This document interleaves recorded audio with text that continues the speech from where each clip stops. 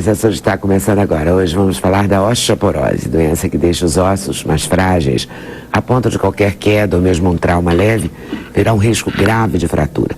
A endocrinologista Maria Lúcia Flaius vai explicar como é o diagnóstico da osteoporose, as formas de tratamento da doença. A prevenção da osteoporose deve incluir uma alimentação rica em cálcio. A nutricionista Fernanda Machado vai falar dos alimentos indicados nesse tipo de dieta, tanto para quem quer prevenir a doença, como para quem está em tratamento contra a osteoporose. A busca da saúde através do exercício é o assunto do professor de Educação Física Diogo Gomes. Ele vai falar do CrossFit, um treinamento bastante eclético, que faz sucesso nas academias, é moderníssimo. Pode ser feito, segundo ele, por pessoas de todas as idades, com vários perfis de condicionamento físico. De policiais e atletas de elite, a mães e avós que precisam apenas melhorar a agilidade e o equilíbrio. A conferir isso, né? Bom, vamos saber mais sobre o assunto essencial na infraestrutura de um país de dimensões continentais como o Brasil. Os desafios no setor de transporte. Esse é o tema do livro Transportes, História, Crise e Caminhos, do engenheiro Vicente Brito Pereira. Vicente fala do transporte no país desde a época do Brasil Colônia e aponta caminhos para melhorar os problemas nessa área que fazem o inferno do nosso dia a dia, inclusive. O João Carlos Rodrigues trata do cinema brasileiro no livro Cine Danúbio. Ele reúne textos escritos ao longo de 40 anos sobre vários aspectos do cinema nacional. Uma grande reflexão sobre a evolução na produção e na divulgação da chamada sétima arte. Para a realização desse programa, contamos com a participação de vocês, nossos debatedores fixos, por e-mail, pelo Twitter, pelo Instagram e pelo Facebook. Eu vou começar falando da osteoporose, com a Maria Lúcia Flaius. Acertei. Ou não? Sim, acertou. Acertei. Oba. Então, a gente faz aquela densitometria, né? Para saber isso, né? Se os ossos estão indo, se a gente perdeu osso. Bom, em primeiro lugar, é um prazer estar aqui e eu, eu gostaria de afirmar um ponto que hoje em dia se valoriza muito, que a osteoporose, como você bem disse, é fragilidade óssea. Na realidade, a densitometria é o que permite o diagnóstico precoce dessa fragilidade antes da ocorrência da grande complicação que é a fratura. Mas, como não há aparelhos de densitometria em todas as cidades ao longo do Brasil, é muito importante frisar que pessoas que tiveram uma fratura com um pequeno impacto, então uma pequena queda, fratura o punho ou fratura o fêmur, a fratura uma vértebra, isso com certeza é fragilidade óssea, isso é osteoporose. Portanto, o diagnóstico pela fratura, ele é muito importante e demanda tratamento. Quando a gente cai da gente mesma, assim, um tombinho à toa. Exatamente. Uma pequena queda. As mulheres têm mais que os homens? Tem. Na realidade, as mulheres fazem um esqueleto um pouco mais frágil que os homens desde a adolescência. Eles têm mais músculo, androgênio, hormônio masculino, então eles desenvolvem um esqueleto maior e mais forte, né? E aí, ao longo da vida, isso fica razoavelmente estável, mas as mulheres têm a desvantagem da menopausa. Chegando em torno dos 50 anos, quando os ovários entram em falência, na realidade nem todas podem fazer reposição hormonal. Nem todas querem, inclusive. E aí o que acontece é que a falência leva à falta de hormônio feminino. Essa falta de hormônio feminino traz um desequilíbrio no processo natural de renovação óssea, que é constante. Nós estamos sempre tirando o osso velho e colocando o osso novo, numa proporção que deve ser perfeitamente equilibrada, mas quando chega a menopausa surge o desequilíbrio. Então você retira um pouco mais e coloca, vamos dizer, a mesma quantidade. Ao longo dos anos, esse desequilíbrio, esse balanço negativo vai gerando focos de ausência de osso, verdadeiros buracos, verdadeiros poros. Isso vai fazendo o osso ficar mais frágil. Somado ao longo da vida com a redução de massa muscular, a redução do equilíbrio, né, da visão, que o idoso vai tendo todos esses problemas progressivamente aumentando, né? Então ele cai mais por cima de um osso mais frágil e aí fratura. É verdade que as mulheres brancas, vamos chamar assim, né, as mais clarinhas, têm mais tendência à osteoporose? Isso faz sentido mesmo? É verdade, existe essa genética, né? A história familiar é muito importante. O fato de você ter mãe, pai ou, enfim, uma tia com fratura de fêmur, principalmente, que é a mais típica, mais grave, já por si é um fator de risco. Hoje em dia há uma série de tentativas de se identificar risco de osteoporose antes mesmo da densitometria. E raça branca, o peso muito baixo, o fato de você já ter tido uma fratura aumenta muito o risco de ter a próxima. O fato de você ter uma doença crônica ou estar usando remédios que lesam o osso, como o corticoide. Então, uma série de coisas que fazem você ter mais risco em qualquer idade, principalmente depois da menopausa e com o envelhecimento. Mas mesmo uma criança pode ter? Uma criança que tem asma, sei lá, vamos que dizer, toma muita cortisona. Uma criança com insuficiência renal, que já tem uma doença grave, uma síndrome nefrótica, que use corticoide, até pode, né? Mas não é comum ter fratura. Se você for fazer densitometria, essa chance estará mais baixa. Mas não é comum ter fratura. E os remédios evoluíram como a medicina evoluiu em vários setores? Eu diria que bastante. Eu acho que evoluiu o nosso conhecimento de que a prevenção começa na infância. Eu acho que essa conversa vai continuar com a nutricionista, né? Eu gostaria muito de abordar, inclusive, o fato de que algumas crianças, porque seus pais decidem ser vegetarianos estritos, às vezes nem permitem que ela ingira leite e derivados de leite. Eu vejo isso. Então, assim, essa criança que precisa estar adquirindo um esqueleto saudável, e para isso é necessário uma alimentação adequada, é necessário que ela pegue sol, não fique só com o seu joguinho eletrônico, né? A carência de vitamina D, que é o hormônio fabricado pelo sol, está voltando porque as crianças não querem se expor ao sol, fica todo mundo dentro de casa, né? Então, assim, é um jogo complicado, porque as dermatologistas e os dermatologistas dão muita bronca, né? Se a gente vai à praia mas os mais velhos, né? Mas aí a gente fica todo mundo meio se policiando, assim. Acho que ninguém mais toma sol. A criança é porque quer ficar no computador, o adulto porque é mais cômodo se deixar em casa. Acho que depois de uma certa idade. E aí começa essa. Talvez depois de uma certa idade seja muito. Agora tem carência de vitamina D. Eu não muito maior, assim, a gente conversando com amigas e tal, é muito mais comum do que era antes. Ninguém media tanto a vitamina D. Ninguém media, né? Nós não sabemos se era maior hoje do que era antes. A gente não media. E nós não sabíamos nem exatamente o que é um nível adequado de vitamina D para pessoas jovens saudáveis. Nós sabemos para idoso.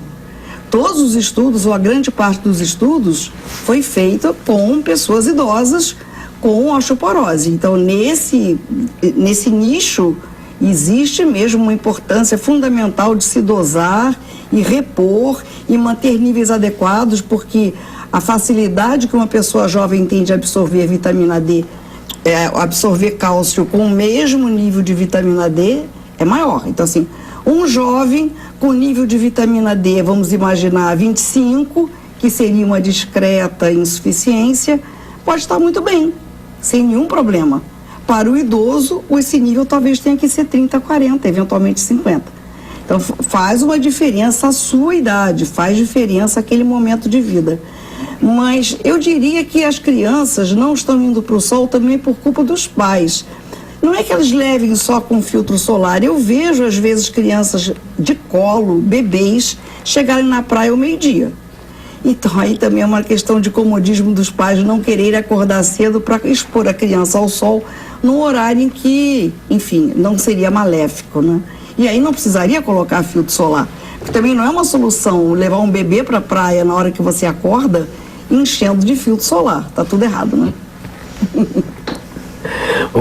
Essa reposição, ela para os homens também é preocupante? Ou não? Eu diria que os homens são esquecidos. Na realidade, a Sociedade de Metabolismo Ósseo recomenda que os homens sejam testados por densitometria a partir dos 70. As mulheres na menopausa, os homens aos 70, mas ninguém testa. Na realidade, os médicos esquecem e os homens às vezes não querem. Eu já perguntei para vários acompanhantes de pacientes, então elas com 60, 65 e eles acima de 70, senhor já fez sua densitometria? Ih, doutor, não inventa não, isso é coisa de mulher, homem não tem isso. E homem tem, é um exame tão simples. Homem tem. Homem também desenvolve osteoporose se não tomar providências, sim. E depois que a doença... Mas aí mais tarde que a mulher. Mais tarde. Mas quase assim, de qualquer maneira, depois. a medicação é a mesma. As medicações para a osteoporose são úteis para homens e mulheres. E são caras? Não, eu diria que em média... As mais modernas são mais caras. Só há uma que é muito cara. Em média custa em torno, o não genérico, né? O remédio de marca, custa em torno de 100, cento e poucos reais por mês. O conceito de caro depende, né? É muito variável da população que você está assistindo. Não, mas alguém me falou que tinha um remédio caríssimo para osteoporose. Mas existe uma injeção, uma coisa assim. Existem aqueles que são, inclusive, estão na rede pública e nas farmácias populares por 10, 15 reais. E são muito eficientes. Existem, digamos assim, o mais moderno é uma injeção subcutânea que está nessa faixa, preço mês, porque como você usa a cada 6 meses, na realidade, quando você divide o preço por 6, é a mesma coisa. Existe um que é uma injeção venosa, mas se você divide, como ele é a cada ano, divide por 12, também está nessa faixa.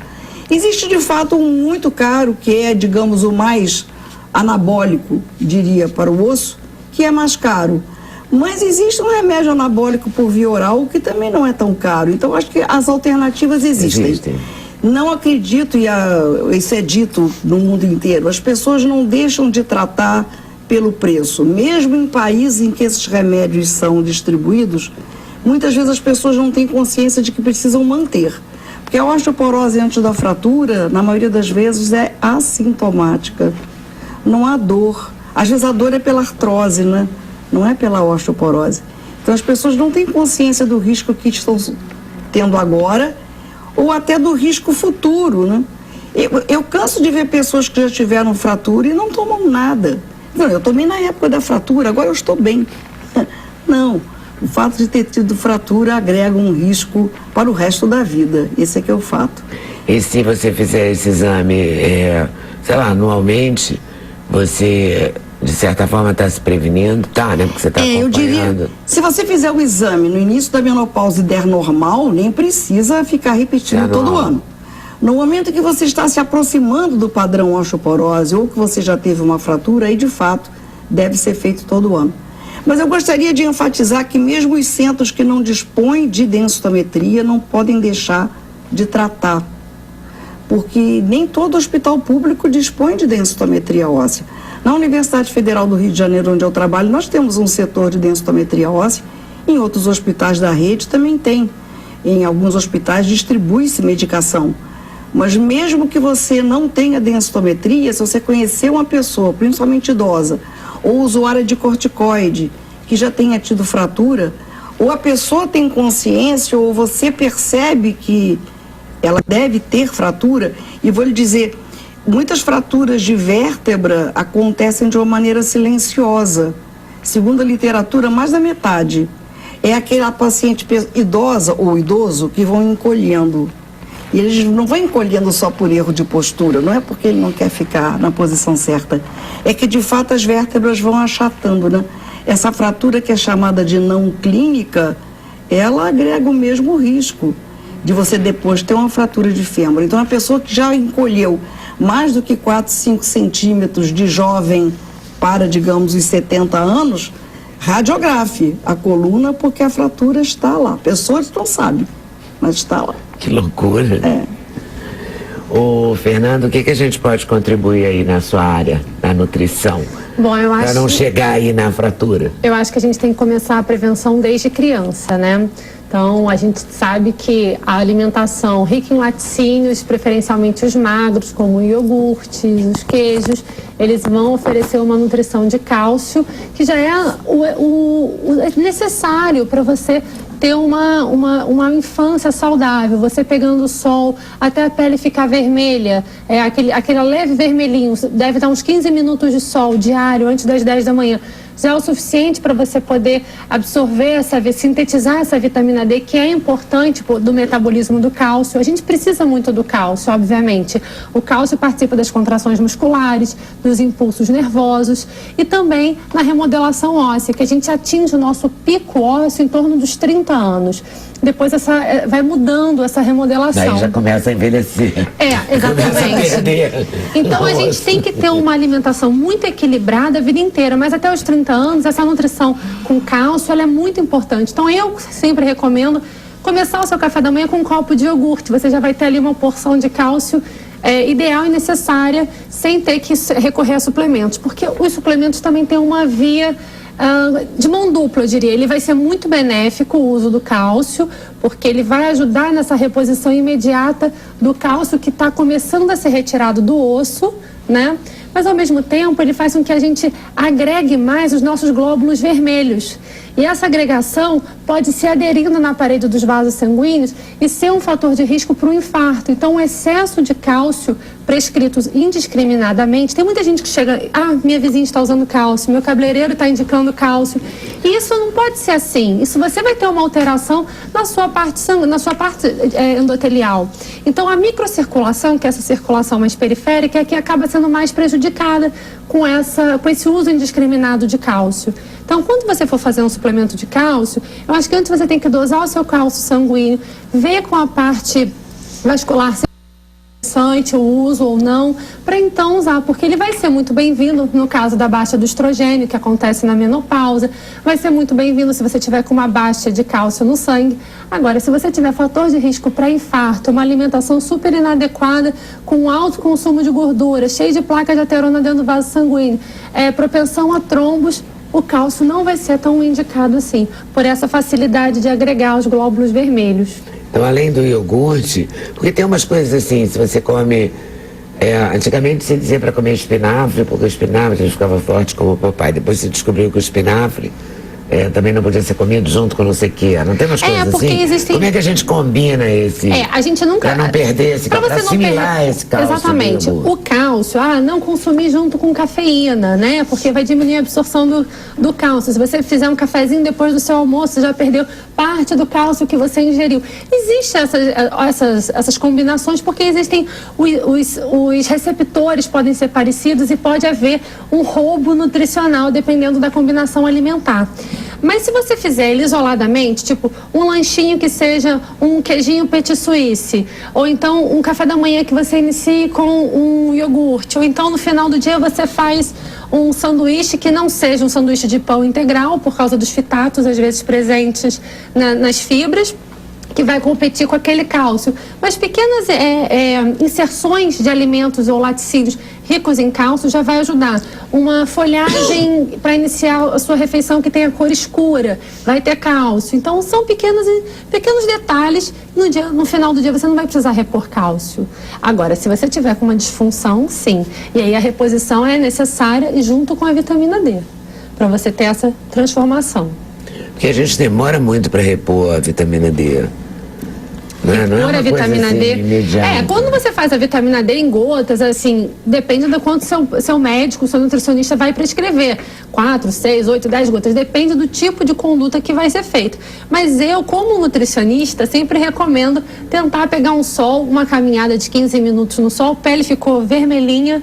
E isso vai sendo feito entre 30 e 90 dias, sua vitamina D já está em torno de 30, né? Que é o valor padrão. Eu diria assim que o idoso é a única exceção, que às vezes você de fato precisa fazer uma dose mais alta de impacto, e aí já existem inclusive em comprimidos, doses altas, tipo 50 mil unidades, que você possa fazer semanais até que normalize. Mas assim, essa abordagem mais ampla, né, desde a criança ao longo da juventude, a mulher na gravidez, né? Eu concordo perfeitamente, assim, comer é melhor que ingerir comprimido de cálcio. Ir para o sol é melhor que ingerir vitamina D. Porque quando você está usando um suplemento, a gente tem que ter essa consciência de que aquilo vai ter um efeito colateral. Você tem um fígado. Você tem um fígado e você tem um endotélio. Então tem que preservar isso, né? Então eu acho que qualquer tipo de suplementação, seja de vitamina D, seja de cálcio, não importa o suplemento, tem que ser prescrito e tem que ser analisado antes, para você não cometer um risco futuro para a sua saúde. E não ficar com pipi enriquecidíssimo. Né? Já pensou um infarto? Não, porque a gente tem a mania de tomar eu diria que esses comprimidos multivitamínicos. Isso é um perigo. Eu chamo de lixo vitamínico. Isso é um perigo. Lixo vitamínico, porque você junta tanta substância num só comprimido que acaba que um compete com o outro. Então, obviamente, algum não vai ser absorvido, o outro vai sobrecarregar o seu rim. Isso é complicado. Eu fujo dos lixos vitamínicos ou super vitaminas. Comer ainda é uma boa opção, né? Comer bem, né? Prazerosa, comer bem, claro. Comer bem. Mas assim, o iogurte, como é que chama? As folhagens verdes. Escuras. Os brócolis. Os queijos são saborosos, né? Dá um prazer. Eu acho que é fundamental para a criança, como ela colocou bem, assim, orientar, por exemplo, não tomar refrigerante em vez de copo de leite. Muitas crianças não jantam. O refrigerante lancham, é um que e compete. Aí, exatamente, já ouvi que alguns refrigerantes, pelo menos, são muito ricos em fósforo e acaba também interferindo no metabolismo de uma maneira negativa, né? A gente tem um outro competidor que é o alumínio também. Pois a gente tem os refrigerantes de latinha. E como criança gosta, Exatamente. né? O alumínio é um dos piores que tem para competir com vários outros nutrientes. Um deles é o cálcio. O alumínio bário, ele tem muito bário. Então, o refrigerante, ele vai fazer uma desmineralização óssea. Quer dizer, o lanchinho da cafeteria, que é um hambúrguer cheio de gordura, né? Um pãozinho cheio de açúcar e um refrigerante cheio de coisas que você nem sabe, seguramente não é saudável. Mas se isso for uma coisa eventual, eu também não sou tão xiita de dizer que ninguém possa comer um sanduíche numa cafeteria, mas eu diria que as pessoas têm que ter consciência de que a criança deveria almoçar e jantar, né? Eu vejo com muita frequência, pela praticidade da vida de hoje em dia, que muita gente não janta, troca por um lanche. E esse lanche nem sempre leva leite, queijo, iogurte. Eu não me incomodo que a gente troque o jantar por um lanche, desde que seja um lanche nutritivo, com pouco carboidrato, mais proteico, mas uma proteína leve, de leve digestão. E aí você pode fazer, por exemplo, uma fruta com iogurte, você pode fazer uma fatia de pão integral com requeijão light, você pode fazer uma salada com grelhado, uma sopa. Então tem alternativas ao jantar em si, que são lanches rápidos e saudáveis. Agora, realmente, comer pizza de noite, churrasco, isso não vai dar certo, né? Não tem dieta e organismo que sobreviva. Mas eu também não sou tão xiita assim, não. Tanto que eu sou a favor da gente ter uma ingestão de gordura saudável, porque a gente precisa até da gordura para poder sintetizar hormônios, absorver a vitamina A, vitamina D, vitamina K, vitamina E, que são lipossolúveis, e elas precisam da gordura. Então, eu também não sou tão radical. Uma gordura boa, eu indico. Uma coisa interessante, essa coisa das crianças, é porque hoje em dia, às vezes eu vejo que não oferecem para a criança também a opção, sabe? Ela só gosta de batata frita, ora.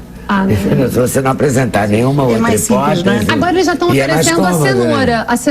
a cenoura frita, né? Já tem uma outra alternativa, pelo menos é rica em caroteno. Já é Agora nas lanchonetes você tem a cenoura frita seguindo o exemplo da batata frita. Mas só para buscar, assim, juntando as nossas ideias, que nós pensamos de uma maneira muito similar, não nos conhecíamos, é bom que saber que você não é favorável à dieta sem lactose quase para todo mundo, né?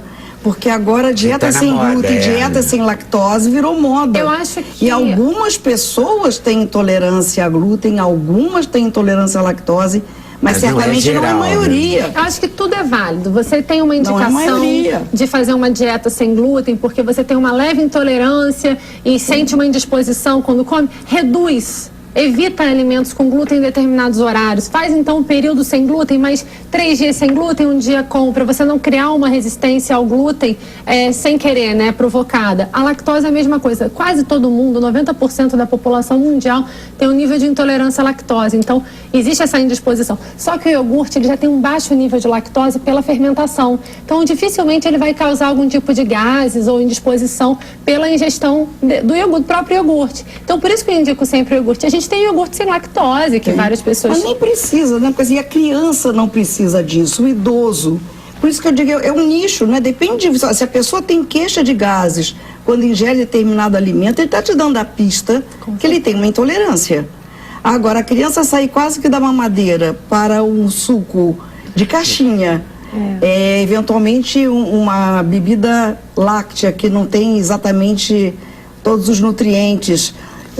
Enfim, eu acho que está havendo um certo exagero, porque essa conduta está sendo estendida para todas as faixas etárias. Mas isso é aquela sua história, é pegar uma dieta de gaveta pronta, você faz essa dieta, que é igual a que ele faz, que ela faz, isso também não existe, é pegar a dieta de revista, e aí cria-se aquele conceito.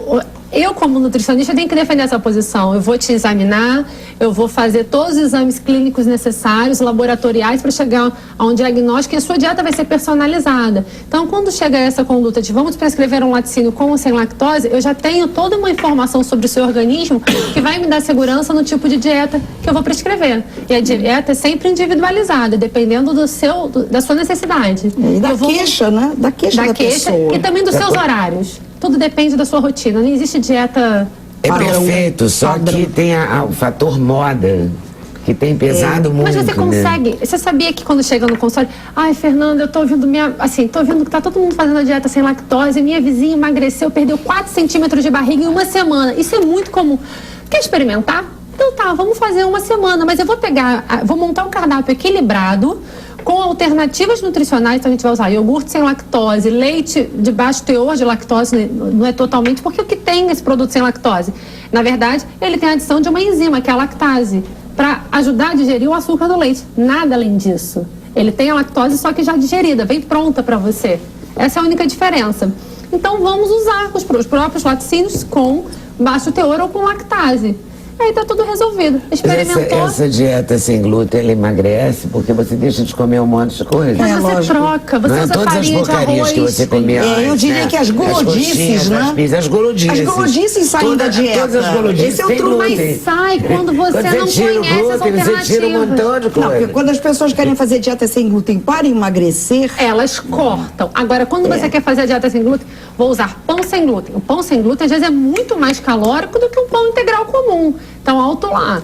Vamos usar o sucrilho sem glúten. Ele é tão calórico quanto o normal. A diferença é que ele não tem aquele açuquinha que dá gosto. E é muito mais caro.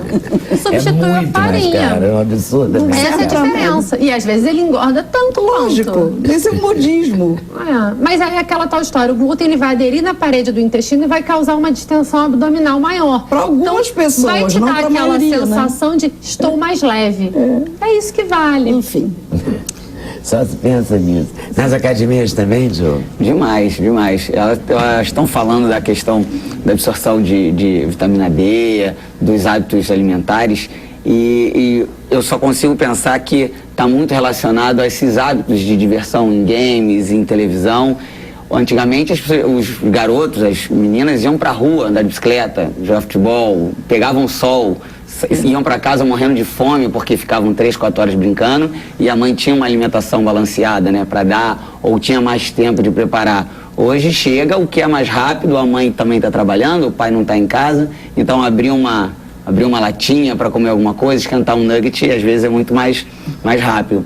Agora eu acho que o grande perigo dessas dietas, como a Fernanda estava falando, é que se olha hoje no Instagram, no Facebook, a famosa ou o famoso que deixou de comer alguma coisa e por causa disso está sensacional, e passa-se a fazer aquilo. Não pense que na atividade física é diferente, porque o mesmo que fala o que está comendo, fala o que está fazendo. Então a gente está preso aí numa rotina de seguir as pessoas que muitas vezes destrói os hábitos que seriam os saudáveis, né? Essa questão dos vegetarianos, por exemplo, se levantou uma questão muito séria. Às vezes o pai e a mãe tomaram leite, comeram carne a vida toda. Aí quando tem filho, fala, não, meu filho não vai fazer nada disso. Mas a alimentação é precaríssima, se você fizer um vegetariano com, sei lá, com apoio proteico rígido mesmo. Uma dieta balanceada, vegetariana, vegana, você pode até fazer. E pode não ter dano na saúde, mas o problema é que as pessoas vão lá e... Blog de internet, às vezes, é a bula para muita dieta. O pessoal busca muita informação em blog. Né? A internet é um aliado, mas também ela tem informações equivocadas. É, tudo, né? É um risco que se corre. Para tudo na vida. A internet é que nem a vida. Com certeza. A vida real, não é não, Vicente? É igualzinho. É isso aí. O risco lá não aceite bala de estranho, tá valendo pra internet. Mas diante disso tudo, tem saída para um idoso? Será que tem? Graças a Deus, não é? Sempre tem, sempre tem. Eu estou ficando meio apavorado aqui. Você falou ali, eu digo, toma eu nunca orgulho. fiz esses exames e eu já estou com mais de 70, né? Então eu estou meio preocupado aqui já. Eu acho que os planos de saúde já estão pagando densitometria para homem também, que era uma guerra, né? Havia aquela história de que era um exame feminino, não é? É. Então, Mas a gente pode ter passar assim, uma receita de boa conduta. O iogurte ou qualquer outro laticínio magro, todos os dias, um pouquinho de sol e atividade física. Mas a pessoa que tem intolerância à lactose não tem como substituir as coisas lácteas. Bom, por vamos outras. considerar a pessoa que tem alergia, porque a pessoa que tem intolerância pode usar o alimento isento de lactose, que já tem em todos os supermercados. A pessoa que tem alergia, por exemplo, à proteína do leite. Então, o ideal é que ela consuma peixes, que ela consuma a sardinha, né, um exemplo, que ela consuma vegetais folhosos de cor escura. E aí, eu acho que nesse caso a gente tem que ter uma atenção especial para poder olhar ali pelo exame de sangue, se for o caso, entrar com uma suplementação baixa, nada em excesso, nada num teor assim over americano, né? Porque às vezes as vitaminas americanas têm uma superdosagem, então tem que tomar um pouquinho de cuidado. Tudo americano é super, né? O sanduíche desse tamanho super. Você já viu o tamanho dos potes de pipoca? Já. Então, E as promoções, né? dos nossos cinemas. Agora no cinema, E eles não é? já Porque instigam antes, super quando eu era size, criança, e parece que tô só saudosista, não, nem é isso. Era um saquinho de pipoca, né? O saquinho ainda tem no pipoqueiro da esquina. Depois tem teve o R$ 2, maiorzinho, R$ 3. né? Agora é uma coisa desse Agora é tamanho. um pote E eles oferecem assim, por monumental. mais E R$1 junto você leva... o refrigerante, que também em proporção gigantesca, né? Eu quando vou ao cinema, eu Os sempre americanos, digo... aliás, fazem como refil, né? Você refil. paga um preço, nos Estados Unidos você paga um preço e vai colocando o refrigerante ali, quer dizer, você pode morrer rapidamente se você Quando eu vou ao quiser. cinema, eu digo que eu não quero pagar pela gordura mais, porque eu sei que aquilo vai pesar na balança. Eu digo, não, obrigada. Há donos de cinema que dizem, eu não acredito muito, mas há uns que dizem que faturam mais na bombonier do que no ingresso. Pode ser. Deve ser verdade. E o ingresso não está tão barato assim. Então imagina a quantidade de coisas que as pessoas comem para o dono do cinema lucrar mais na bombonier do que na bilheteria. Então é por isso essa história da pipoca também, né? Também, porque eles ganham cada mais. vez o pote, eu vi outro dia um balde, era um balde. As cadeiras já tem um buraco para você botar. Já. As cadeiras Tá tudo se feito. É muito higiênico, Sabe né? o que me assustou outro dia? Eu fui no cinema e tinha cadeira de obeso. Obeso. É uma lei, obrigado. É uma lei, obrigada. E ônibus também. Só que você reparou que o buraco da pipoca é maior? Claro. Não são obesos à Estiga a toa. pessoa a continuar obesa de alguma forma. Não existe nem... Assim, é uma coisa... Estimula. Mas o buraco do pote de pipoca É então, maior. É maior. Não sei se é porque o braço é mais largo. Eu fiquei assustada porque eu nunca sento tão lá para trás e tinha esse lugar. E eu fiquei assim, a gente tem que fazer inclusão, óbvio, todos têm que ter acesso, né? Porque a pessoa é obesa que ela não vai... Mas assim, ao mesmo tempo a gente tem que ter uma política de vamos incentivar a pessoa a ser mais saudável, não precisa ser obesa, pode ter um sobrepeso. Sim, mas aquele pote de pipoca já é enorme. Pois Você não é. precisa fazer um maior ainda pro gordo. Você já observou os tamanhos do buraco para colocar o refrigerante? São cada vez maiores. Então, assim, assusta um pouco. É porque é tudo muito duplo, triplo, né? Eu recomendo eu queria falar procurar uma um coisa sobre nutricionista. peixe. Você falou da sardinha, que aliás eu adoro quando falou isso, porque a sardinha é uma coisa bem mais acessível E muito do que os nutritiva. outros peixes, né? Peixe em geral é bastante caro. Mas eu li hoje em algum lugar que o salmão de cativeiro não tem... Ele não tem a Vitamina mesma D. quantidade de nutrientes que o salmão dos países nórdicos, de claro águas que a gente frias. aqui está comendo de E o nosso salmão de salmão é cativeiro. chileno, Tanto é de que tem- cativeiro, que é a ração que dá Sim, aquela porque cor, é ração. cor na... E tem em toda a comida aquilo, em todo lugar, não é? Popularizou Barateou. o salmão, barateou. Mas ele não tem democratizou, seja lá nenhuma que nome salmão tem. ou tem menos?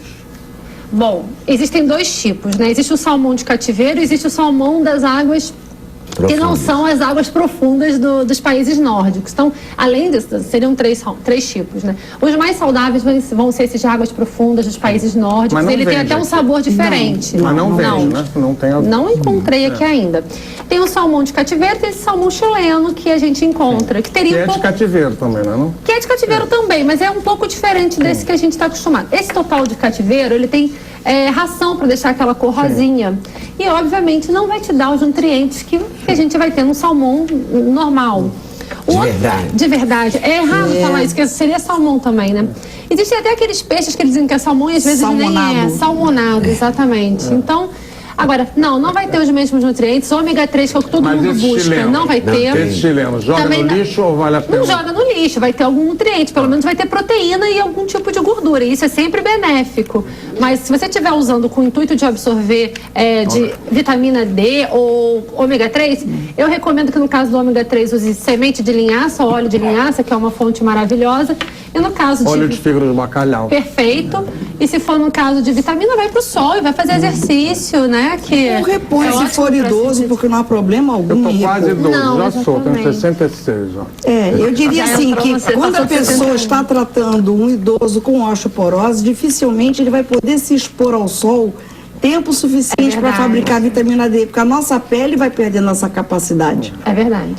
Então, em algum momento, agora eu concordo também, eu quero enfatizar, cada vez mais fala-se do benefício de otimizar os níveis de vitamina D para não precisar dar tanto cálcio, principalmente cálcio suplemento, que se dava muito, 2, 3 comprimidos de cálcio, e hoje em dia tenta-se fazer ou em termos nutricionais, ou talvez mais um comprimido para quem não tolere uma dieta adequada.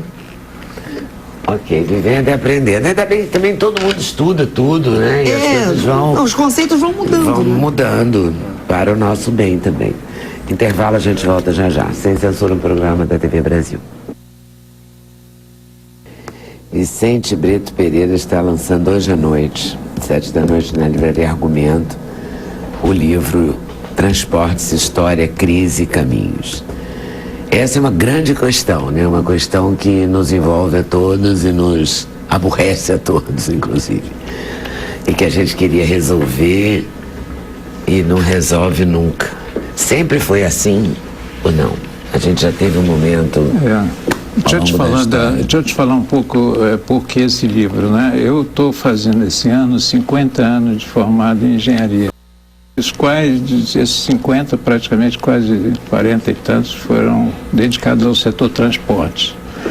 Então, eu venho de uma família que também era dedicada ao setor transporte. Meu pai era engenheiro ferroviário, meus irmãos foram engenheiros rodoviários, eu me formei em engenharia mecânica, por acaso, industrial, depois fiz pós-graduação em economia, mas acabei voltando para o setor e trabalhei em planejamento do setor transporte há muitos anos. Então, é uma espécie de um legado que eu estou deixando, acho que eu estou chegando já num certo estágio, ainda estou trabalhando, ainda sou conselheiro lá da Agência de Regulação do Rio Grande do Sul, né, e sou vice-presidente da Associação Brasileira de Agência de Regulação, mas resolvi escrever esse livro para deixar uma ideia completa do setor de transporte, mas de mercadoria, de carga, não de transporte de passageiros, né, que é o grande problema no Brasil hoje, né, e com essas manifestações que tiveram, etc, etc. É o grande problema. Mas o transporte de mercadoria também encarece a mercadoria, atrasa, prejudica o escoamento da economia. Eu diria que o setor transporte, nesta área de infraestrutura econômica, que eu abordo nesse livro, ele já era prioritário desde 1500. É por isso que eu começo minha análise aí a partir de 1500, o povoamento, a colonização, etc., como é que se deu, para mim tentar entender como é que foi formado esse setor no Brasil. E o investimento nesse setor no Brasil ao longo desses anos, de 1500 até hoje, sempre foi bom e agora é ruim ou sempre foi baixo? Sempre foi ruim. Sempre foi ruim. Quer dizer, você teve mais ou menos 2 períodos que as coisas melhoraram um pouco, mas de qualquer maneira eu vim lá da colonização para ver como é que foi montado esse setor e quais foram, claro, isso aí marcou de certa forma todo o desenvolvimento do país do ponto de vista econômico, porque você você pode criar uma produção num determinado lugar, mas se não tiver transporte você não sai, não tira, não vai para o mercado consumidor, não vai para lugar nenhum. Então eu fiz desde essa época até os pacotes recentes desse governo, os pacotes da Dilma que foram feitos agora em 2012, né, rodoviários, ferroviários, portuários, aeroportuários, etc, etc. Então, eu fiz essa análise completa desde esse período até agora, até hoje. Não, a conclusão, várias vão sendo tomadas ao longo do livro, vou assumindo várias conclusões, né? E evidentemente que o Brasil continua em crise, uma crise profunda com relação ao transporte. Hoje, a nível internacional, o Brasil é um dos piores países no setor portuário, no setor ferroviário, no setor rodoviário, é um dos piores países. Em geral, está no penúltimo lugar, ou antepenúltimo lugar de uma lista que é feita todo ano pelo Banco Mundial, etc. Então, é um dos piores infraestruturas econômicas que existente hoje, é o do Brasil. E você não sai, hoje o grande problema da economia qual é? Aumentar a produtividade, aumentar a capacidade de competição dos produtos brasileiros, etc. Mas se você não resolver o problema do transporte, você não resolve isso. Não tem como. É uma equação que não fecha. É impossível fazer isso. E nunca fechou porque a gente não priorizou as ferrovias, por exemplo, historicamente, é isso? Não é só porque não priorizou a ferrovia, é que, na verdade, nós entramos desde na década de 1920, depois 40, e aí se afirmou mais ainda. Nós entramos numa espécie de uma prisão rodoviária, né? Uma questão que eu tento abordar bastante aí no livro é por que aconteceu isso, quer dizer, por que nós ficamos presos unicamente ao setor rodoviário e hoje você tem uma dependência absoluta do setor rodoviário para transportar produtos. Você não tem ferrovia nenhuma, praticamente, muito baixa. Os portos estão muito concentrados em alguns portos. Você não tem navegação, você não tem cabotagem, que é transporte de porto a porto. Então, nós hoje estamos ainda nessa prisão rodoviária que nós precisamos sair fora dessa prisão. Eu vou te dar só um dado. Nos Estados Unidos, que é um país continental como o Brasil, etc., o transporte rodoviário, a média de transporte rodoviário nos Estados Unidos é 250 quilômetros. Significa que o setor rodoviário lá, ele abastece as ferrovias e os rios, canais, etc., e os portos. Aqui, a nossa média é 1.300 quilômetros. É uma coisa completamente louca. É como se você pega aqui, quero transportar para Manaus, eu contrato um caminhão aqui e leva lá para Manaus. Aí o cara vai lá, quer levar para Porto Alegre, aí pega o caminhão, vai lá para Porto Alegre. Mas não sei. É isso que é o Brasil. O transporte brasileiro rodoviário tem uma média de 1.300 quilômetros. É um troço completamente louco. Por quê? Porque a rodovia não foi feita para isso. A rodovia foi feita para pequenos trechos, carregando pouca carga, não muita carga, com uma certa capacidade. E nós continuamos nisso, né? Passando. Também por isso, então, pode ser uma pergunta burríssima, tá? Mas eu vou fazer. É também por isso que as nossas estradas são assim tão esburacadas, quer dizer, falta um cuidado, mas também a gente sobrecarrega? Em parte você tem razão. Em parte é uma sobrecarga muito violenta em cima de determinados eixos. E é claro que, paralelamente a isso, você não tem gestão pública.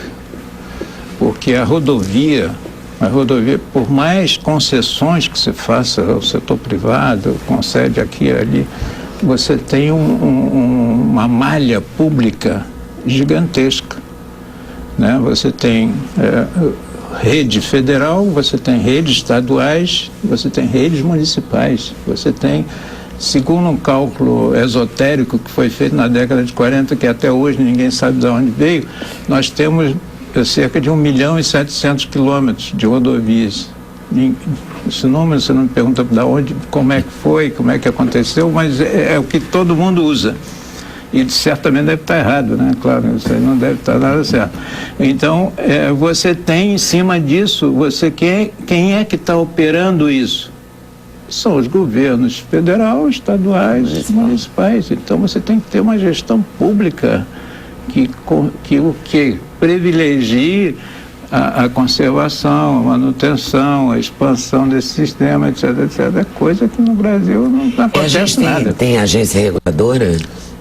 Para as rodovias, como a gente tem assim, Infraero, coisas assim? Tem a NTT, tem a ANAC. Não, tem a NTT, que é a Agência Nacional de Transporte Terrestre, e as agências estaduais. As agências estaduais também cuidam desse assunto, não na parte de infraestrutura, a não ser que tenha concessão. Por exemplo, a Artesp, em São Paulo, é uma agência estadual que cuida das rodovias concedidas. Então, aí eles cuidam das rodovias concedidas. Mas as rodovias concedidas, fora São Paulo, que é praticamente metade delas, né, estão ali, é uma parte muito pequena do problema. Da malha toda. Da malha toda. Você tem uma malha gigantesca que você precisa cuidar. Bom, enquanto isso, a gente continua praticamente com um setor ferroviário, que é o que veio da rede ferroviária antiga, foi modernizada, mas que continua sendo a mesma praticamente. E o governo, nos últimos anos, começou a investir em alguns projetos, que eu diria megalômanos, né, de ferrovias, como a Transnordestina, a Norte-Sul, a Ferrovia de Integração Baiana, né, que são ferrovias que não têm viabilidade econômica. A ferrovia também você não pode errar na ferrovia. Se você colocar a ferrovia no lugar errado, é um custo astronômico e não serve para nada. Então, os ferrovias que estão sendo feitos é um desperdício de recurso brutal.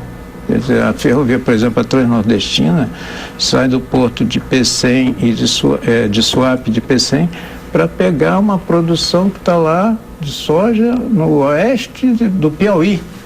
Mas não viabiliza isso nunca, não tem como viabilizar essa ferrovia. Então, é uma ferrovia que começou com um custo de 4, 5 bilhões, hoje já está em 16, 20 bilhões, então não tem coisa. E no Sul elas são melhores? Hein? No Sul são melhores? Não, é a mesma coisa. E os portos? E os portos, nós temos uma grande concentração portuária em alguns portos, praticamente Santos, Paranaguá, Rio Grande, Itaqui e mais um outro aí. Eles controlam 80% e você tem muito terminal privativo hoje nos portos, né? Os terminais privativos, que foi uma solução que o setor produtivo foi adotando, né? Bom, eu não consigo transportar, eu vou criar uma ferrovia, vou criar um porto, vou criar um terminal para mim resolver o meu problema. Então isso foi crescendo muito no Brasil. Mas os portos, a situação dos portos públicos, que é como a gente chama os portos administrados pelo setor público, são, hoje, eu acho que está no último lugar no mundo, como os mais ineficientes do mundo, né? Então, é um problema sério também. Nós não temos muita saída por aí. Então, se a gente fizesse a pergunta do poeta, e agora, José, para onde? E agora, Vicente, para onde? Não, eu proponho, ao final do livro, eu examino muito essa política atual de concessões ao setor privado para resolver o problema, eu não acredito nisso. Eu acho que você está tirando dinheiro do BNDES e de outros fundos públicos para subsidiar, no fundo, o setor privado para fazer investimento, que não tem muito efeito. Eu realmente acho que temos que romper essa situação rodoviária, mas para romper isso, você sabe, os interesses todos que estão voltados para o setor rodoviário é uma coisa muito forte, né? A gente não se dá conta, mas tem uma indústria automobilística fortíssima, que está associada à manutenção de emprego. né? No Brasil, você mexer com a indústria automobilística é mexer no vespeiro, né? Em geral, esse governo, por exemplo, passou o tempo todo dando incentivo para você consumir mais, comprar mais automóvel, mais caminhão, mais isso, mais aquilo. Então, você tem a indústria automobilística, tem um setor de transporte, o pessoal que faz o transporte, que é a Confederação Nacional de Transporte, é um setor fortíssimo da economia, né? Você tem os empreiteiros que estão associados a isso, também são um setor fortíssimo, né? Você tem uma gama de interesses voltado para o setor rodoviário muito forte, muito grande. Então, para romper isso, precisa de uma política nacional de transporte, coisa que nós não temos. Não temos estabelecido. Bom, vamos começar a tirar o subsídio que nós damos para o setor rodoviário. Subsídio no diesel, subsídio para compra de veículos, subsídio para não sei o que, subsídio para as concessões e para poder reverter essa situação. Mas é preciso. Se é preciso, reverter, né? É super necessário, não há outra saída. Para você conseguir equilibrar de alguma forma, dar mais força ao setor ferroviário, às ferrovias e aos portos de navegação. Então tá. A apresentação do livro da Miriam Leitão... Mas você ficou decepcionada? Eu fiquei preocupada. Não, mas tem saída. Tem saída. Ainda bem. Vou ficar mais animado, então. O livro tem a apresentação da Miriam Leitão e aponta novos caminhos para a urgência de investimentos e tal, e vai do Brasil Colônia até os dias de hoje. Agora a gente vai falar de outro livro, um assunto totalmente diferente, que é o cinema. O Cine Danúbio, que é o trabalho do João Carlos Rodrigues, publicando reflexões sobre o cinema brasileiro. Como o Vicente, você também tem longos anos no seu interesse pelo cinema. Poucos anos, como crítico ainda naqueles jornais underground, depois fiz na grande imprensa um pouco, depois trabalhei na Embrafilme, na Ancine, dirigi as revistas. Em suma, fiz roteiro, é uma longa relação. E é interessante, o título do filme é porque eu morava no Leme quando eu era criança e havia esse Cine Danúbio, era um poeira na Avenida Atlântica, onde a gente podia entrar sem ter 18 anos para filmes proibidos. As cadeiras eram de pau, não tinha ar-condicionado. Eu peguei isso. Pegou o Danúbio. Porque o Vicente é carioca, ele mora em Porto Alegre, mas é carioca. Nós, que éramos da classe média, ia também o pessoal da favela, Chapéu Mangueira, os adolescentes. Eu estou falando só das sessões da tarde, que é que eu ia de noite, eu não tinha idade. Mudei do Leme com 13 anos, o cinema acabou no ano seguinte. Então, era participativa. Por exemplo, vaiava-se o bandido, aplaudia-se o mocinho. Quando o mocinho beijava, era 1-0. Quando o bandido beijava, era 1-1. Então, às vezes, tinha filmes que tinha muito beijo, onde chegava assim a 7-3, entendeu? Era assim que fiz minha formação de cinema. A programação era sensacional. A programação era assim, programa duplo, geralmente uma chanchada brasileira e um filme de aventuras, geralmente americano. E também um seriado, antes. Os seriados eram dos anos 40, nos cinemas poeira, passado até 60, até a Copa acabar. Então era muito divertido, era uma sessão... aquele seriado do Batman.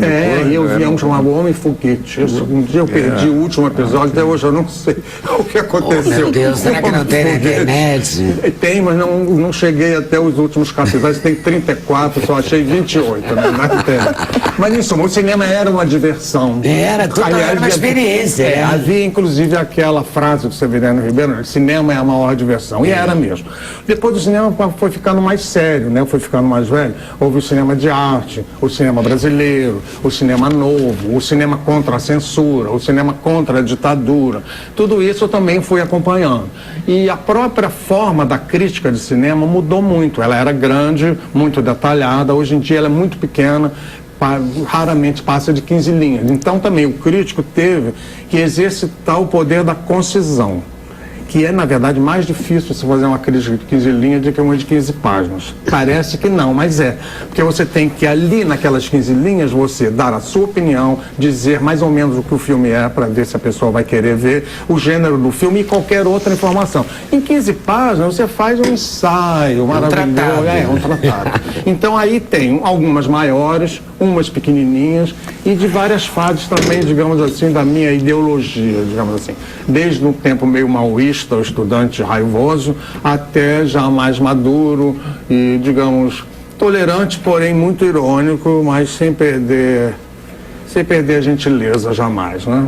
Ai, que bom. Procurei escolher filmes que eu falei bem. Tem 2 ou 3 que eu não faço algumas críticas, mas nenhum que eu... Que você detonou. Não se detona, né? Eu acho que o público detona quando não vai. Eu acho que é isso que é o... Quer dizer, o correto deveria ser isso. Explicar o que é aquilo, né? O público vai ver se quiser. E o público vai se quiser. E o público é cruel nesse sentido, né? Ele vai, não vai... Não é como boca a boca faz ele ir. Boca a boca é a melhor crítica que existe. Não tem nada mais forte. Não há filme que o jornal fale bem, que o boca a boca fale mal, que faça sucesso, e também vice-versa. Né? Às vezes a crítica destrói e as pessoas vão ver. Aliás, é mais comum, inclusive. Havia também, os críticos eram tão pedantes antigamente que eles falavam assim, se o crítico gostou, eu não vou. Se o crítico tal crítico não gostou, deve ser bom. Né?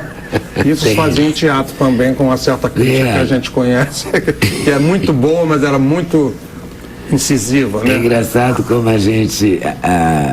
o público e a crítica e os atores e diretores envolvidos, então, como todos somos personagens dessa... Sim. Né? E temos um papel atuante, né? Eu dividi o livro assim, a primeira parte são ensaios maiores sobre censura, sobre roteiro, roteiro no Brasil, como foi a censura no Brasil desde quando o cinema começou. A segunda parte são críticas de filmes específicos, né? Então tem 34 críticas e depois no fim eu falo de uns livros sobre cinema.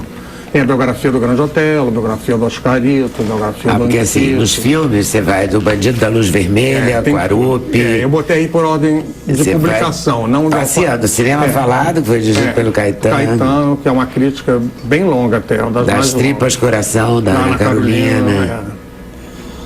Passe Livre, do Oswaldo Caldeira. Tem muitos filmes... O Casal, do Daniel Filho. Que ninguém na época prestou atenção, e é engraçado, eu fui olhando ali, eu falava assim, tem uma atriz que é preciso que se dê melhores papéis para ela, que ela já é muito densa e boa. Era a Sônia Braga. Não tinha estourado ainda, quer dizer, eu era um crítico que já tinha um parâmetro importante. O Viajante, do Sarraceni, A Herança, Oswaldo Candeias. Boca de Ouro, Walter Avancini. Eu fiz as 2 Bocas de Ouro, o do Nelson Pereira e do Avancini. E vai até para Ió, que é da Monique, né? Depois, da Monique Gardenberg. Grande Sertão Veredas também do Avancini. Eu fiz não só de cinema, como também de coisas que são audiovisuais, mas não são cinema. Por exemplo, a minissérie Grande Sertão Veredas da Globo, vi às 14 horas. Uma caixa para fazer a resenha.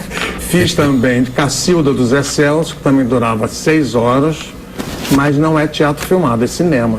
Então é muito interessante. O Grande Sertão, você passando no cinema, ele não parece televisão, parece cinema. Ele é todo em externas, sensacional. Tá?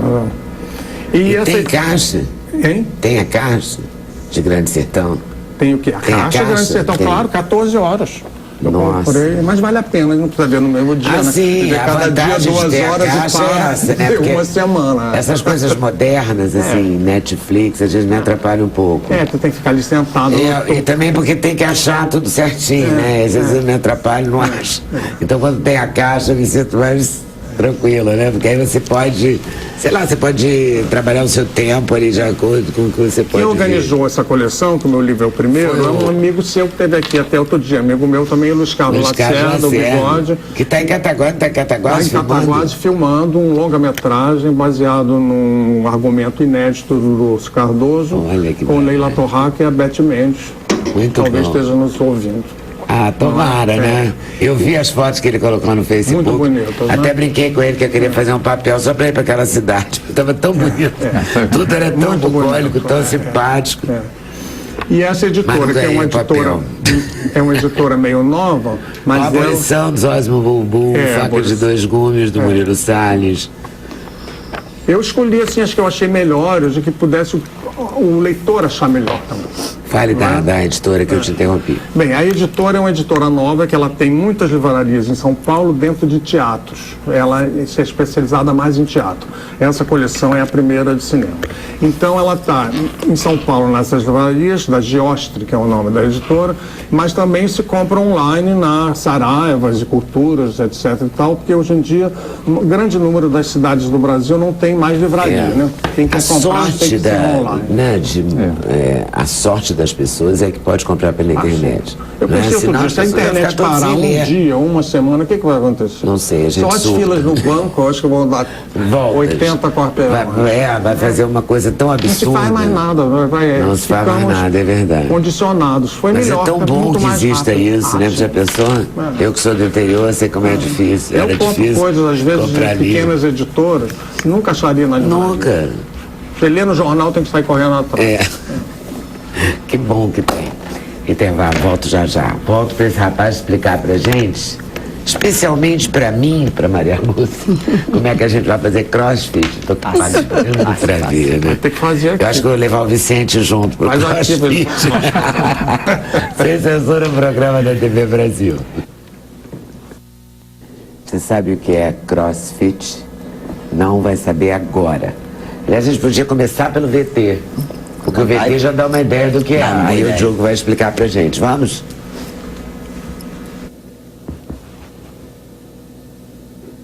Levanta um peso. Ah, que bom que é a música.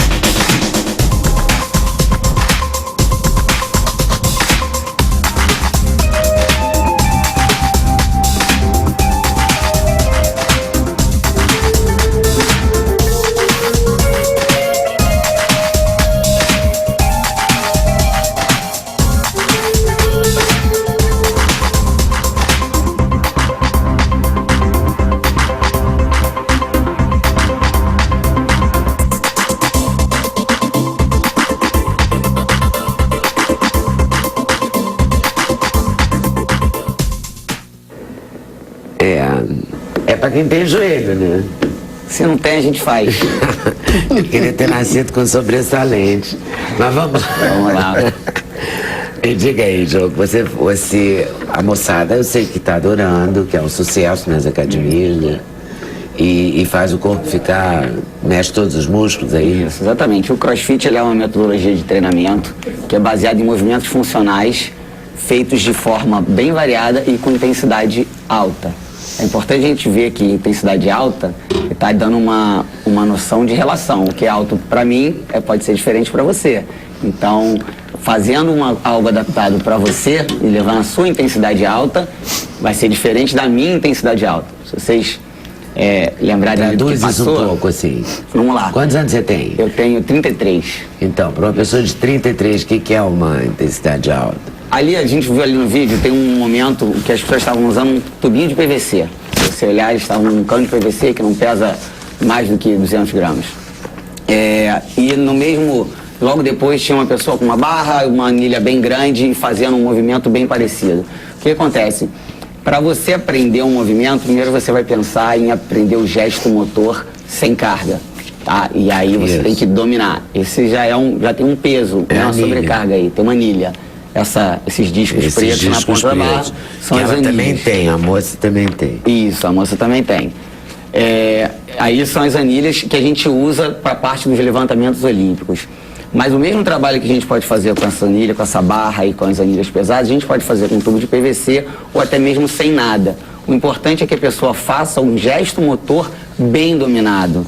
O que vai diferenciar o nível de intensidade é a sobrecarga, número de repetições, tempo de execução daquele exercício, mas a nossa metodologia pensa em trabalhar todo mundo em todas as capacidades.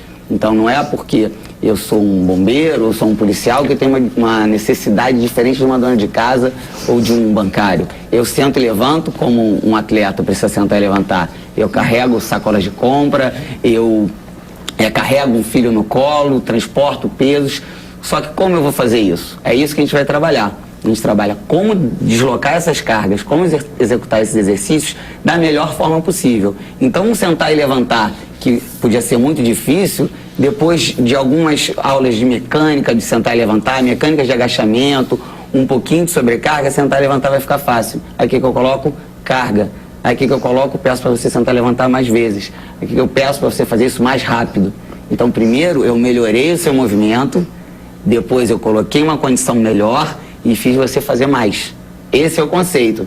Quando você vê a dinâmica... Faz sentido esse Faz conceito. sentido. Você primeiro aprende para depois desenvolver aquilo de uma forma que pode chegar até a ser competitiva, se for o seu interesse. Se não for, você vai fazer aula de qualquer maneira, como todo mundo. Então, o importante também é se mexer, né? Porque se você também exige muito, exige que eu faça o movimento perfeito, aí você pode me inibir de fazer qualquer movimento. Qualquer movimento. Porque aí vai ser mais contraprodutivo do que fazer o movimento mais ou menos. Exatamente. Não é errado, porque errado também vai estragar a coluna, mas mais ou menos, ou não tão perfeito, não tão pesado. E aí que é a mão do professor, por isso que tem que ter um profissional de educação física conduzindo uma atividade, ele vai conseguir colocar a pessoa dentro da intensidade, dentro dos movimentos que ela vai poder executar ali. A grande vantagem do método, do CrossFit de uma forma geral, é que ele é muito variado. Então, num dia, se você está treinando basicamente os levantamentos olímpicos, né? Levantar a barra, agachamentos. No outro dia, você está aprendendo a pular corda, a subir corda, a saltar em cima de uma caixa, a manusear um peso fora do seu centro de gravidade. Falar em subir corda, tem uma moça subindo corda. A Patrícia subindo. Você rema, você corre. Isso é uma posição de parada de mão. Esse exercício é muito bom para ilustrar que qualquer um pode fazer. Você vai ficar assustado, qualquer um pode pesos para baixo. Não, mas o handstand, que é o nome dessa posição, que ela está fazendo no último nível, tá sozinha, apoiada na parede, com as mãos esticadas. Ela tá bombada. Mas, ela começa a aprender isso fazendo a posição de apoio da mão no chão. Depois, coloca o pé em cima de um caixotinho. Depois, coloca o pé em cima de um caixote mais alto. É uma conquista isso aqui. É uma conquista. Você sabe que a maioria das pessoas que chegam pra gente nunca fizeram apoio de mão no solo, nunca pularam corda, não sabem saltar um bloco, uma caixa de 20 centímetros. Você fala, salta. Quando você tem? 30. Salta nessa caixa. Como? Saltando. Como? Aí a gente entra. Você vai baixar o seu quadril, posiciona seu peitoral para cima, usa o seu braço para gerar uma alavanca. E ele aprendeu. Aí aqueles 20 centímetros já ficaram fáceis. Eu boto 40, eu boto 50. Olha, mais do que isso está perigoso para mim. Ótimo, você está treinando. Você está pulando 50 centímetros aqui sem pular nada. Legal, agora vamos pular corda. Não, corda eu não pulo. Como corda você não pula? Não teve infância? Não, não tive infância, fui criado em apartamento. Então toma, tá aqui uma corda. Como é que você vai pular corda? Corda é ritmo. Então primeiro eu te ensino ritmo. Vai pular no mesmo ritmo. Agora, ritmo da mão com a perna. Agora toma corda. Vamos tentar. Não tô conseguindo. Bota uma música. Pá, pá, pá. Salto naquele ritmo. Então aprendeu a fazer alguma coisa. Tá treinando. E não é cansativo? Pode não ser para mim que já sei, mas para quem não sabe, vai ser muito cansativo. E eu vou gerar uma adaptação fisiológica. Por isso que o método traz resultado. Por isso que o método tá tão famoso. E por quem é que inventou isso? Foi um americano, Greg Glassman, no final dos anos 90. E pensando justamente num sistema de treinamento que desenvolvesse todas as capacidades físicas. A gente sempre teve como referência nível de condicionamento para atletas. E aí se fala que o triatleta, muito comum falar que o triatleta é o cara mais bem condicionado. Mas ele pedala, ele nada e ele corre. Ele consegue levantar peso? Ele consegue dar um tiro curto de velocidade? Quantas vezes ele consegue saltar em algum lugar? Nossa, mas também tu quer tudo, né? Mas quem não quer tudo? Quem não quer tudo, né? Quem não vai lá no nutricionista e quer emagrecer, ficar com cabelo bom, melhorar a longevidade, pele de pêssego. Então, quando a gente faz tudo e consegue oferecer tudo com segurança, conquista. E o resultado aparece. Por isso que o CrossFit é um sucesso. Agora, o que você faz com esse pneu aqui? Então, esse pneu... Você está olhando para o pneu aqui. Ele está com o pneu aí. O pneu, eu falei para você sobre a mecânica de sentar e levantar. É a mesma mecânica do agachamento. É a mesma mecânica que você coloca para transportar um peso. Esse pneu tem uns 60 quilos. Se você consegue entrar com uma alavanca de força, onde você usa o ponto fixo dele para deslocar ele e transportar, eu estou dando funcionalidade para aquele movimento. Eu estou fazendo com que a pessoa consiga realizar uma tarefa de forma incomumente bem. E onde é que isso entra no seu dia a dia? Você tem que tirar alguma coisa de casa, não tem um pneu em casa, mas eu arrasto um sofá, eu tiro um sofá do lugar, eu preciso trocar um pneu, não vou suspender o carro na mão, mas eu preciso saber abaixar para me posicionar para fazer as coisas.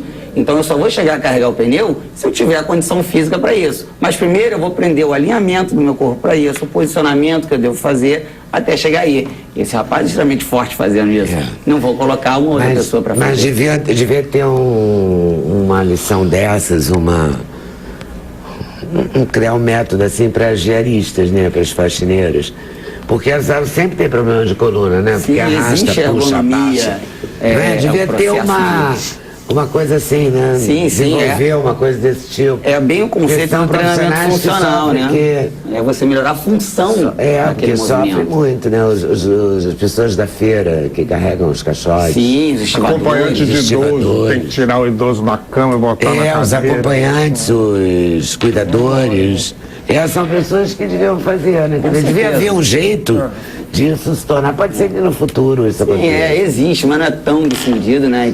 Nem tão acessível como as grandes aulas. Mas também porque está chegando recente, não é uma coisa da vida inteira. Sim, são as descobertas. A gente sempre pensou muito segmentado em atividade física. Se pensou no bíceps, no quadríceps, no peitoral, não se pensava na pessoa. E hoje a gente está vendo que a atividade física em movimento é a pessoa como um todo. Não é aquele músculo que vai interessar o abdômen sarado, vai só isso. Isso pode ser consequência. É o conjunto da obra. Exatamente. Então, já que estamos falando do conjunto da obra, a obra tem que acabar, vamos ao último intervalo e voltamos já, sem censura, no programa da TV Brasil. Vou tentar agilizar, tá? Casca de ovo. É verdade que torradas trituradas de liquidificador devem ser usadas na alimentação, uma pitada no feijão ou no outro tipo de alimento? Não. Não? Tem muito do mito. Porque isso aí é velho, Abessa. É mito. Abessa. É mito? E tem um caso interessante. A Marília tem um amigo que tem 43 anos, desde os 30 o organismo dele não absorve cálcio.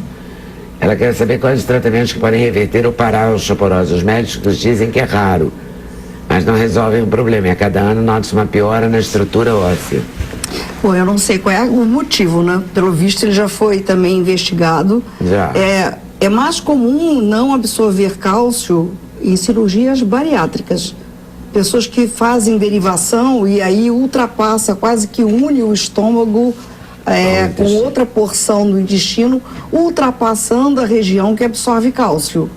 E aí quando você você ultrapassa essa região, você às vezes com enormes quantidades de cálcio e vitamina D, continua carente de cálcio. É uma das grandes causas de osteoporose adquirida do jovem, né? Consequência da bariátrica. Da bariátrica. Mal resolvida, né? Para algumas pessoas, quando essa derivação é muito grande. E algumas causas, outras tipo doença celíaca, que você de fato pode não absorver, mas é difícil que ninguém tenha chegado à conclusão. Uma das alternativas são as pastilhas com absorção sublingual, que você pode usar também, tem no mercado. E uma questão seria, a moça está desesperada, a Carla está desesperada, porque ela toma uma vitamina, sabe, dessas americanas, lixo mulher. americano. O lixo americano. Ela perguntando, eu paro de tomar? Consulta um nutricionista. Para ter certeza se você pode ou não. Né? Uma pessoa que não tem intolerância, mas faz uma dieta restrita à lactose por muito tempo, pode vir a ser intolerante? Pode sim. Pode ficar, pode produzir essa intolerância? Pode vir a ser intolerante pela falta de necessidade de produzir enzima lactase. Então, de vez em quando, é melhor comer uma coisa com lactose, com né? certeza. Se você estiver nessa onda, né? Com certeza. Vale pro glúten também? Vale pro glúten. Se você tá sem glúten, de vez em quando, tu come um pãozinho. Exatamente. Se não tiver doença celíaca. O glúten leva 36 horas para sair do corpo. Eles já, quando descobrem, né? O glúten leva 36 horas para sair do corpo. Então, a cada 36 horas, se você tiver sem glúten, você vai estar zerado. Então, você pode consumir uma pequena quantidade se você não for celíaco. Leva 36 horas para sair do corpo. Nossa, que glúten, né? Ele gruda bem. Ele gruda. Eu, hein? Vicente, o lançamento é hoje? O lançamento é hoje, na Argumento. Quer dizer, eu já lancei lá em Porto Alegre, Claro. e agora estou lançando aqui na Argumento. Na Argumento. No às Leblon, 7. hoje a partir de 7 da noite. A partir das 7. Vou mostrar de novo. Transportes com a história, as crises e os caminhos. O nosso João Carlos Rodrigues já lançou Cine da Nome Lancei ontem no cinema, lá no Teatro dos Quatro, e agora é internet. Comprar ou nas livrarias da editora nos teatros de São Paulo, ou então Saraivas, Culturas. Ajudem o autor que ele gosta. E o CrossFit? O CrossFit está aberto para Olha, todos. a Fernanda Machado disse, e foi muito elogiada, que eu vou atender a Jeane. Um dia eu trago a Fernanda para falar de alimentos funcionais, você topa? Topo. Porque ela queria falar, mas agora com 1 minuto e 20, assim, não dá para arriscar. Né? Vai ficar uma coisa capenga. Claro. Então eu prefiro fazer uma coisa direita. Você acha que a pessoa deve fazer exercício direto? Sim, a atividade física ela deve ser constante, diária e de preferência não, tem que ser feita com uma orientação de um professor de educação física. Quem procurar um CrossFit para treinar, procure um CrossFit credenciado, é uma metodologia que tem profissionais específicos para trabalhar com isso. Se estuda para isso. Isso, exatamente. Você tem que ter uma certificação internacional para trabalhar com isso, então cuidado com os genéricos. E atividade física sempre orientada por profissional de educação física.